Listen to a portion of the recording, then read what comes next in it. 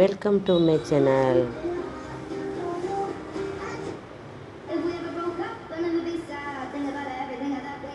ಈ ದಿನ ನಾನು ದೇವರಿಗೆ ಅಕ್ಷತೆ ಹೇಗೆ ಮಾಡೋದು ತೋರಿಸ್ತೇನೆ. ಅದಕ್ಕೆ ಅಕ್ಕಿ ಎಲ್ಲ ಸ್ವಲ್ಪ ಚೆನ್ನಾಗಿ ಕ್ಲೀನ್ ಇರಬೇಕು ಅಕ್ಷತೆ ಮಾಡುವಾಗ. ಅದು ಕೂಡ ಹಾಗೆ ಸೋಮವಾರ, ಗುರುವಾರ ಹೀಗೆ ಒಳ್ಳೆ ದಿನದಲ್ಲಿ ಮಾಡಬೇಕು. ಮಡಿಯಲ್ಲಿರಬೇಕು ಅಕ್ಷತೆ ಮಾಡುವಾಗ. ಅದರಲ್ಲಿ ಅಕ್ಕಿಯಲ್ಲಿ ತುಂಡಾದ ಅಕ್ಕಿ ಎಲ್ಲ ಇರಬಾರ್ದು.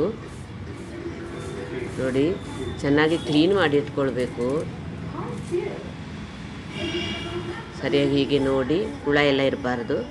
ಒಳ್ಳೆ ಅಕ್ಕಿಯನ್ನು ಆರಿಸ್ಕೊಂಡು ಅದಕ್ಕೆ ಸ್ವಲ್ಪ ತುಪ್ಪ, ಅರಶಿನ, ಕುಂಕುಮ ಇಷ್ಟು ಹಾಕಿ ಚೆನ್ನಾಗಿ ಕಲಸಿ ಒಂದು ಡಬ್ಬದಲ್ಲಿ ಇಟ್ಟುಕೊಂಡ್ರೆ ಪೂಜೆಗೆ ಆಗುವಾಗ, ಸಂಕಲ್ಪಕ್ಕೆ ಆಗುವಾಗ ಎಷ್ಟು ಬೇಕೋ ಅಷ್ಟು ತಗೊಂಡು ಎಲ್ಲರಿಗೂ ಕೊಡ್ಬೋದು. ಅಥವಾ ನಾವೇ ಪೂಜೆಗೆ ಆಗುವಾಗ ಸ್ವಲ್ಪ ಕೈಯಲ್ಲಿ ಹಿಡ್ಕೊಂಡು ಅಕ್ಷತೆ ಸಂಕಲ್ಪ ಮಾಡ್ಕೊಳ್ಬೋದು.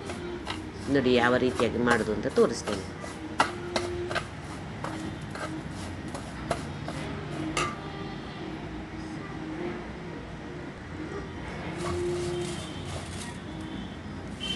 ಚೆನ್ನಾಗಿ ಕಲಿಸ್ಕೊಳ್ಬೇಕು. ಅರ್ಧ ಬಿಳಿ ಅರ್ಧ ಕೆಂಪು ಹೀಗೆಲ್ಲ ಇರಬಾರ್ದು.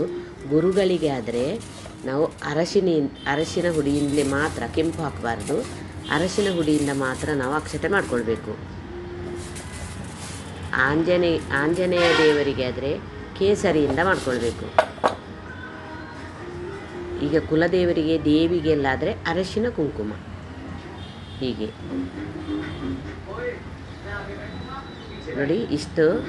ಈಗ ಇದನ್ನೆಲ್ಲ ಈ ಥರ ಡಬ್ಬದಲ್ಲಿ ಹಾಕಿ ಇಟ್ಟರೆ ತುಂಬ ದಿನಕ್ಕೆ ಸಾಕಾಗ್ತದೆ. ಮಡಿಯಲ್ಲಿ ಮಾಡಿಟ್ಕೊಳ್ಬೇಕು ಮಾತ್ರ. ಧನ್ಯವಾದಗಳು.